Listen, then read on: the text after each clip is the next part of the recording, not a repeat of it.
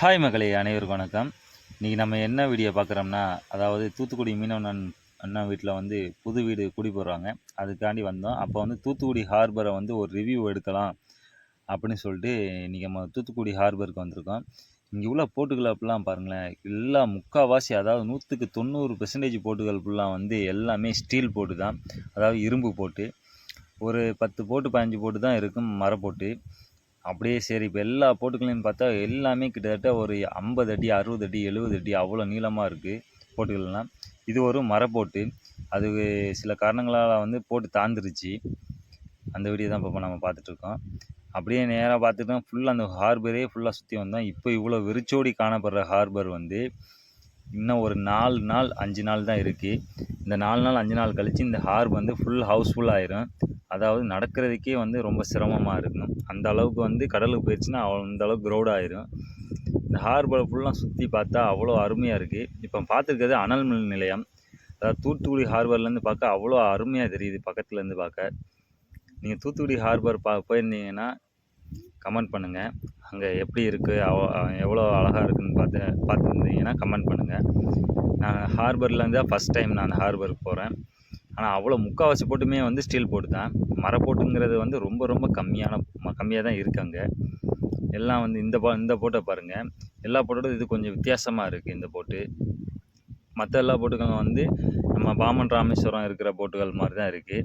ஆனால் ராமேஸ்வரத்தில் அந்தளவுக்கு ஸ்டீல் போட்டுகள் கிடையாது. ஆனால் தூத்துக்குடிலாம் அதிகமாக பார்க்குறோம். இந்த தாழ்ந்த போட்டுகளில் பாருங்களேன், எவ்வளோ மீன் குஞ்சுகள் வந்து அப்படியே உலாவுதுன்னு பாருங்கள். இது ஃபுல்லாக என்னென்னா, அதாவது இந்த மீன் என்னென்னா மடவை மீன் சொல்லுவாங்க. எங்கள் ஏரியாவில் வந்து மணலை மீன், சுண்டு பொடி அப்படி சொல்லுவாங்க. சில ஊர்களெலாம் மடவை அப்படின்னு சொல்லுவாங்க. பாருங்க எவ்வளோ மீன் அதில் வந்து ஓடி விளையாடிட்டு இருக்குன்னு. ஆனால் இந்த போட்டை வந்து அவங்க ரெக்கவர் பண்ணலை, அப்படியே போட்டாங்க. இன்னும் ஒரு 4-5 நாளில் தான் இருக்குது, அதாவது போட்டு கடலுக்கு போகிறதுக்கு.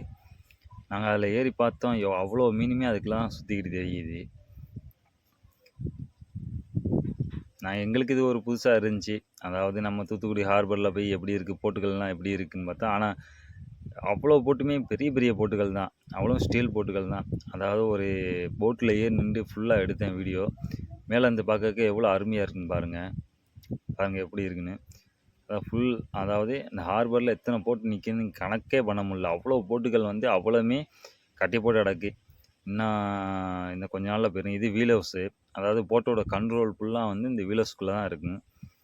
இது அந்நியம். இதை போட்டோட அதான் முன்பகுதி.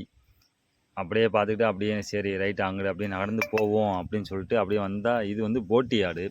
அதாவது கப்பல், அதாவது இந்த விசைப்படகுகளை ஏற்றி பழுது பார்க்குற இடம், அதான் போட்டி யார்டு. இப்போ வந்து இந்த 60 நாள் கட்டில் வந்து அவங்கவுங்க விசைப்படகுகளை ஏற்றி வேலையிழப்புலாம் பார்ப்பாங்க. இப்போ இந்த பெயிண்டிங் வேலை நடந்துகிட்ருக்கு. இன்னும் இந்த போட்டுகள்னால் இன்னும் 2 நாளில் இறக்கிடுவாங்க. விசைப்படகுல பாருங்கள், இது எப்படி ஏற்றுறாங்க கொள்கிறாங்க அப்படின்னு அந்த ஒரு மெத்தட் வந்து இதுதான். அந்த பெட்டி, இந்த பெட்டி கீழே வந்து பார்த்திங்கன்னா ஃபுல்லாக உருளையாலாக தான் இருக்கும். இது எப்படின்னா, இந்த போட்டை வந்து தண்ணிக்குள்ளே கொண்டு போயிடுவாங்க. தண்ணிக்குள்ளேருந்து வரக்குள்ளே வந்து இந்த பெட்டியை தண்ணிக்குள்ளே கொண்டு போயிடுவாங்க.